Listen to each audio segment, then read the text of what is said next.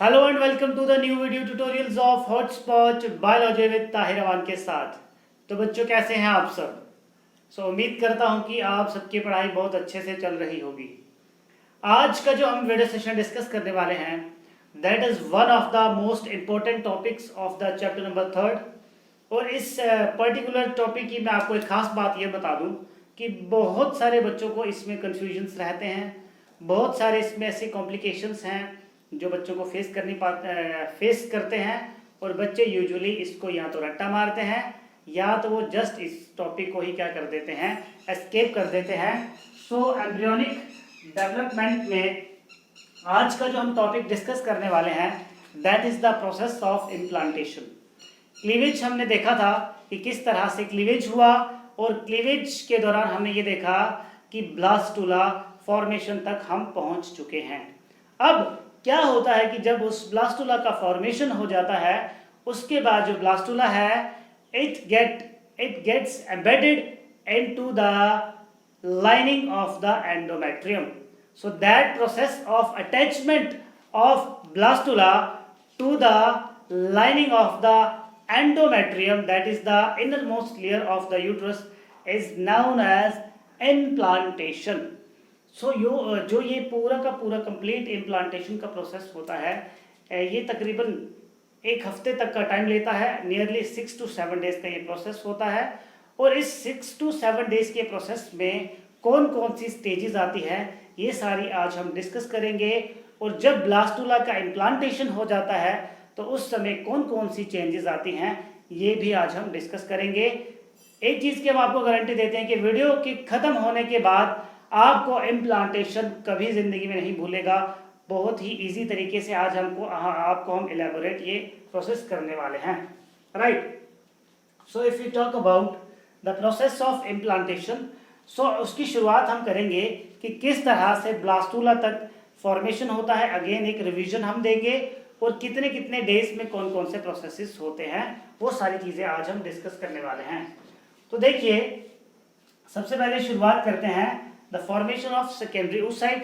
तो जो हमने देखा था कि जो सेकेंडरी oocyte का फॉर्मेशन था it happens in the ovary. जब ओवरी का डेवलपमेंट हुआ वहाँ पे फॉलिकल्स का डेवलपमेंट हुआ, फॉलिकल रप्चर हुआ और रप्चर फॉलिकल के बाद वहाँ से निकला सेकेंडरी oocyte। बेसिकली मैंने क्या किया है, जो यहाँ पे इनर साइड पे जो फेलोपियन वॉल के अंदर जितने भी सेल्स बनाए हैं ये छोटे छोटे बनाए हैं जस्ट टू रिप्रेजेंट। और इनका जो ओरिजिनल डायग्राम है ये हमने बाहर आपको एक्सप्लेन किया है क्योंकि यहाँ पे इतनी छोटी छोटी स्पेस में डायग्राम्स बनाना मुश्किल हो जाता है और यहाँ से आपको क्लियरली समझ भी आ जाएगा। Is that clear?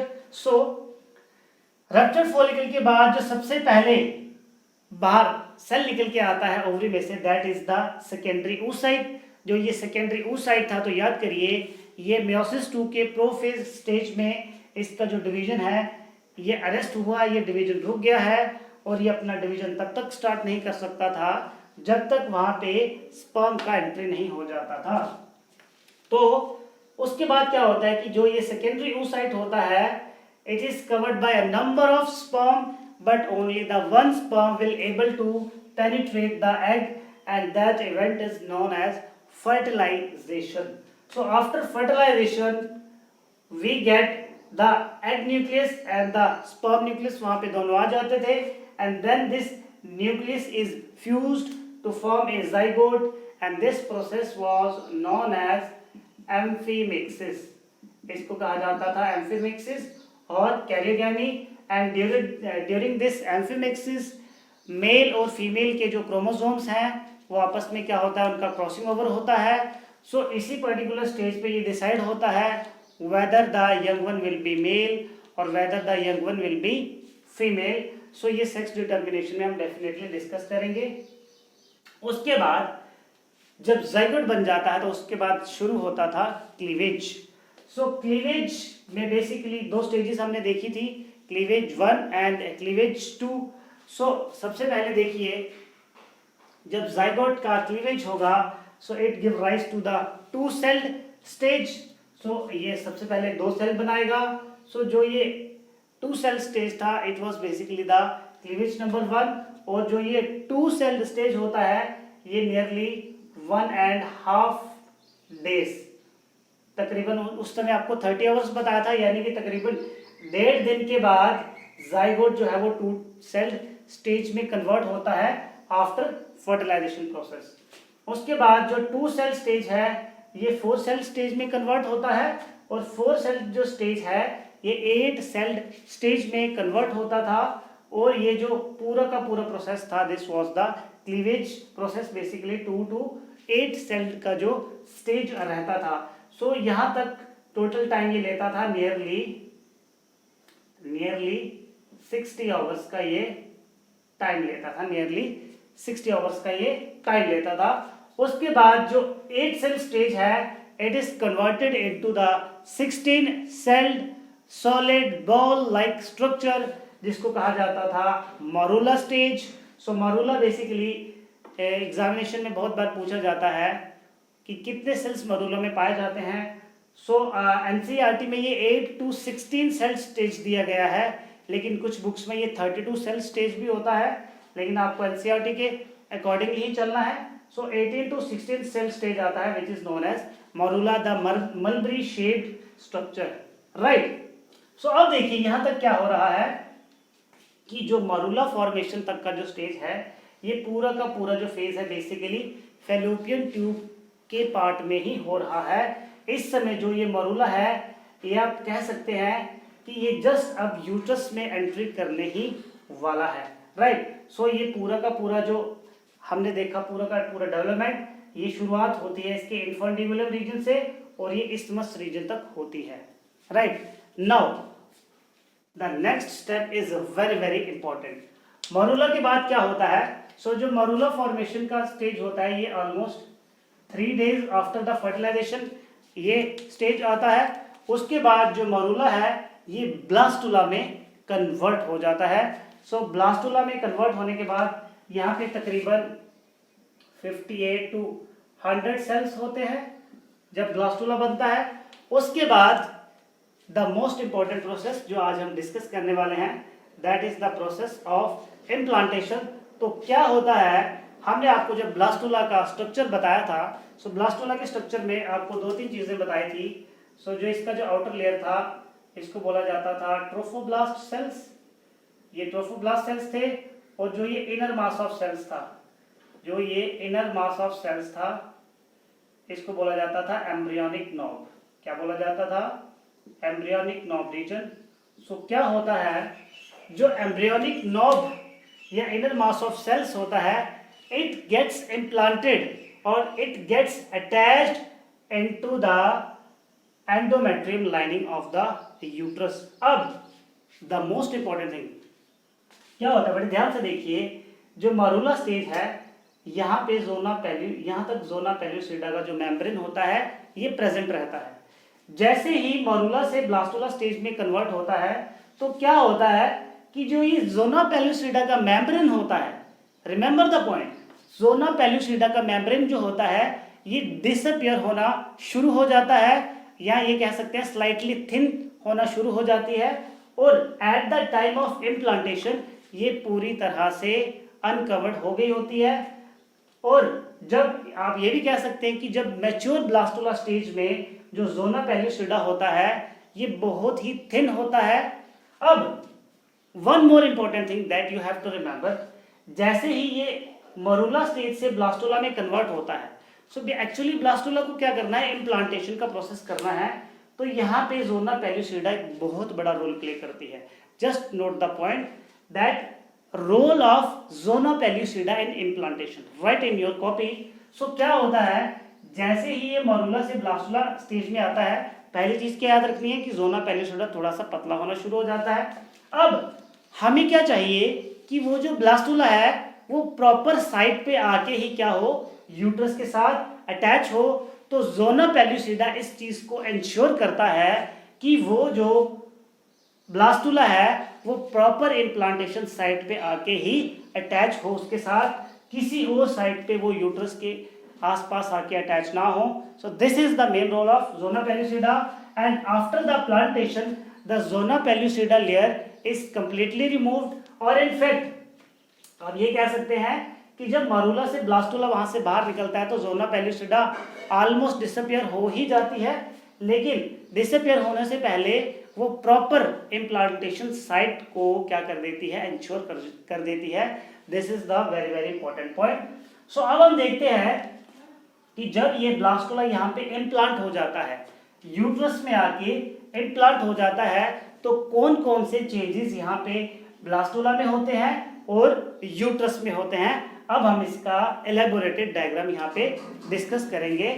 सो ये सारी स्टेजेस थी जो इम्प्लांटेशन तक होती हैं, और इम्प्लांटेशन जो होती है ये नियरली 6 to 7 डेज में हो जाती है, जब जो ब्लास्टुला है ये इम्प्लांट हो जाता है यूट्रस में। ठीक,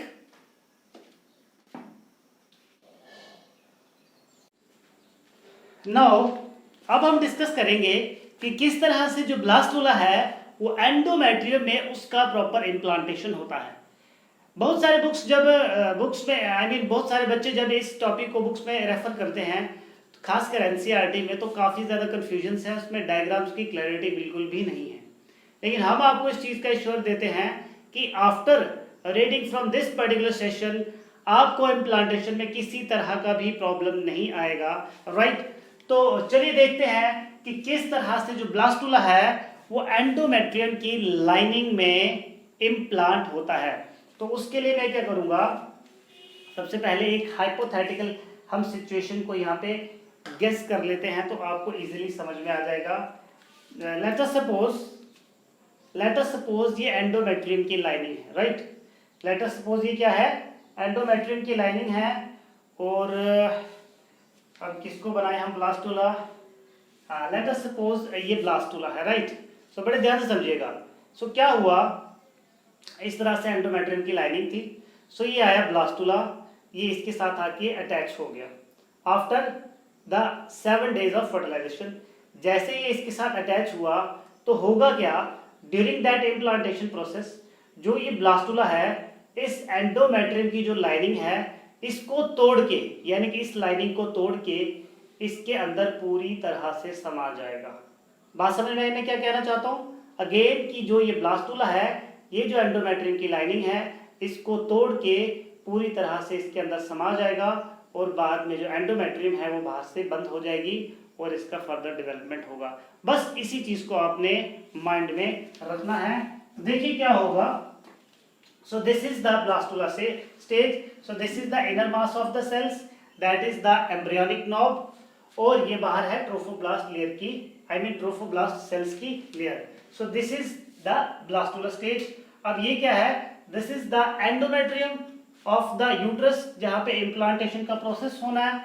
सो सबसे पहले स्टेप में क्या होगा कि जो ये ब्लास्टुला है नियरली 7 डेज के बाद इसके पास इम्प्लांट होने के लिए पहुंच जाएगा, ये इसके बिल्कुल करीब है। जैसे ही ये ब्लास्टुला इस एंडोमेट्रियम के पास पहुंचेगा तो क्या होगा कि जो ये ट्रोफोब्लास्ट के सेल्स हैं ये क्या करेंगे, कुछ यहाँ पे हाइड्रोलाइटिक एंजाइम्स सेक्रेट करेंगे।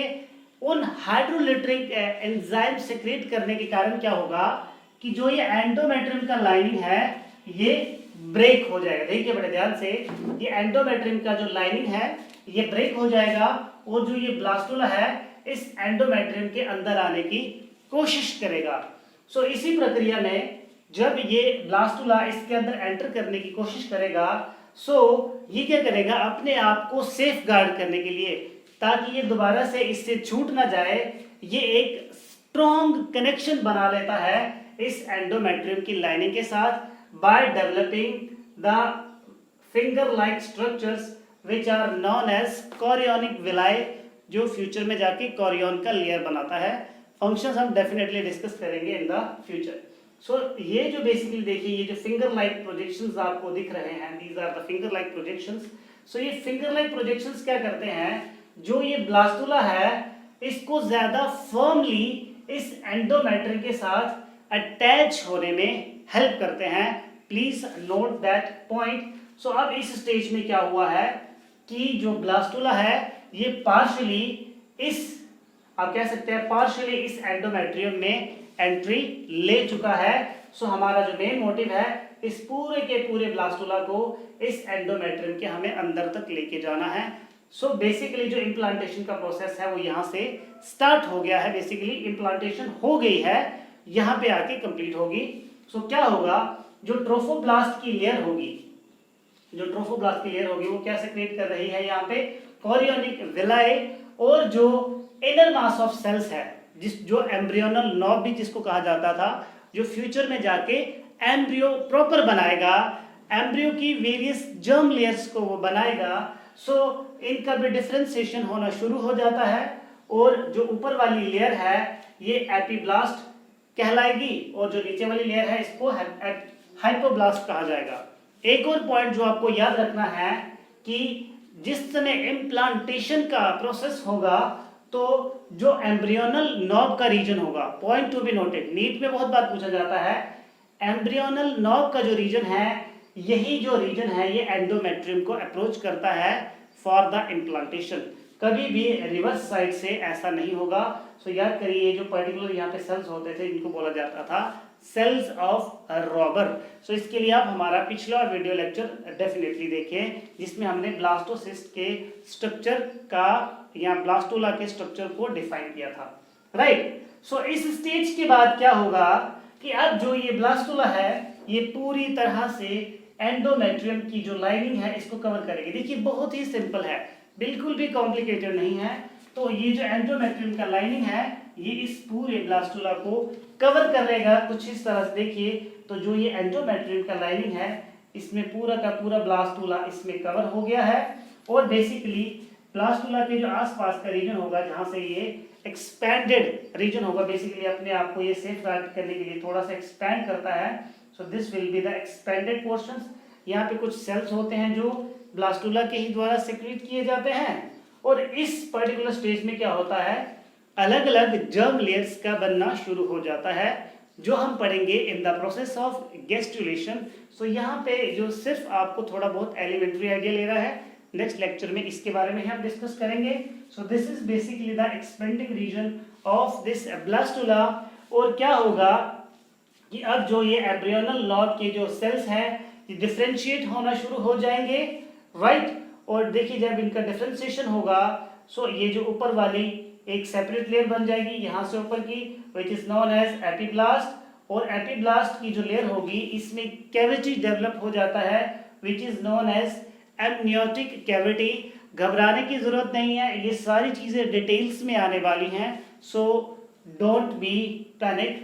उसके बाद जो नीचे का लेयर है this will be called as hypoblast, जो फ्यूचर में जाके हाइपोब्लास्ट की जो लेयर है ये प्राइमरी यॉक सैक को सिक्रीट करेगी, राइट। और जो ट्रोफोब्लास्ट की जो लेयर है अब ये कोरियोनिक लेयर का यहाँ पे बनना शुरू हो जाएगा, right. So this was the complete process of implantation. So basically what happens in implantation, write in your copy that during the process of implantation the blastocyst gets attached to the surface of the endometrium. After that the trophoblast cells secrete lytic enzymes and they also form the finger like projections which are known as chorionic villi to form the grip on this endometrium, and in the final stage the blastocyst finally sinks, क्या कह सकते हैं, sinks, उसमें पूरी तरह से समा जाएगा, sinks into the cavity of endometrium. I hope ये बहुत ही easily आपको समझ में आया होगा। साथ में वीडियो को लाइक भी कर देना है और कमेंट करके ये भी बताना है कि क्या आपको ये मुश्किल लगा टॉपिक या इजी लगा, राइट। अब क्या करना है कि during that implantation process, sorry ये थोड़ा गलत लिख दिया है ऊपर, इसको करेक्ट कर लीजिए, implantation. So during that implantation process क्या होता है, कुछ सिग्निफिकेंट चेंजेस आती हैं इन द हार्मोनल फ्लो। तो देखिए क्या होता है ड्यूरिंग दैट इम्प्लांटेशन प्रोसेस, जो ट्रोफोब्लास्ट की कवरिंग होती है कि कौन से एंजाइम्स हार्मोन सिक्रीट करती थी, human chorionic gonadotropin hormone. At this particular stage, the woman is said to be totally pregnant. In fact, जब फ्यूजन होता है प्रेग्नेंट तो वो तभी ही हो जाती है, लेकिन उसका जो कंफर्मेटरी टेस्ट होता है it is detected in her urine by the presence of this particular enzyme, that is human chorionic gonadotropin hormone. और ये ह्यूमन chorionic gonadotropin hormone क्या करता है? It will maintain the corpus luteum of pregnancy. Just remember the point. Corpus luteum during the mens, जब menstrual हमने cycle पढ़ा था तब भी होता था, लेकिन अब जो ये corpus luteum during the pregnancy secrete हो रहा है due to HCG, it will be known as corpus luteum of pregnancy. So remember the point. जो corpus luteum during the pregnancy secrete होता है, it is secreted by this HCG. Remember the point. उसी के साथ जो HCG है, it will secrete the progesterone, ताकि वहाँ पे menstrual cycle ना हो. menstrual cycle होगा तो वहाँ पे जो ये ब्लास्टुला है ये बाहर आ सकता है, राइट. अब यहाँ पे एक बड़ी ही इंपॉर्टेंट चीज होगी, बहुत ही ज्यादा इंपॉर्टेंट चीज होगी. देखिए यहाँ पे क्या होगा, इसको मैं मिटा देता हूँ. तो क्या होगा जब इनफैक्ट जब इम्प्लांटेशन का प्रोसेस हो जाएगा तो अब वहां पे एडिशनल स्पर्म का एंट्री बंद, मेंस्ट्रुअल साइकिल बंद. तो क्या होगा कि जो फीमेल रिप्रोडक्टिव ट्रैक है उसके जो सर्वाइकल ग्लैंड्स हैं, so this was the cervix, ये सर्विक्स रीजन था. देखिए इसके जो सर्वाइकल ग्लैंड्स होते हैं, they will secrete a mucus, viscous mucus fluid. So यहाँ इस रीजन में क्या होता है, विस्कस म्यूकस फ्लूइड सेक्रीट होता है. और वो जो म्यूकस वहां पे सेक्रीट हो रहा है, म्यूकस वहां पे सेक्रीट हो रहा है, ये क्या करेगा, अब जो यहाँ पे डेवलपिंग फीटस होगा उसके, अब क्योंकि डेवलपिंग फीटस क्या कर रहा है, ग्रेविटेशनल फोर्स को के अगेंस्ट नहीं जा रहा है, उसके with respect to gravitational force उसका भी प्रेशर नीचे की तरफ लग रहा है. सो उसी ग्रेविटेशनल फोर्स को कंट्रोल करने के लिए यहाँ पे ये म्यूकस प्लग लग जाता है, which is known as cervical plug. इसको कहा जाता है सर्वाइकल प्लग. और एक चीज आप और नोट कर लें, the muscle of the cervix is the strongest muscle. It is the strongest muscle in the human body and it can hold up to 7 kg of weight. 7 kilo तक का ये वेट बियर कर सकता है, इसीलिए सबसे स्ट्रॉन्गेस्ट मसल होता है ह्यूमन फीमेल में, इनफैक्ट ह्यूमन बींग्स में ही अगर हम इंटरनली बात करें, right. So this was about the mucus plug और द प्रोटेक्टिव प्लग. अब उसके बाद क्या होता है कि जब वुमेन में प्रेगनेंसी हो जाती है, सो इस स्टेज पे अब प्रेगनेंसी पूरी तरह से कंप्लीट हो चुकी है वुमेन में, तो वुमेन को क्या होता है, उसमें कुछ हार्मोनल चेंजेस के कारण क्या होता है, उसके ब्रेस्ट का डेवलपमेंट होना शुरू हो जाता है.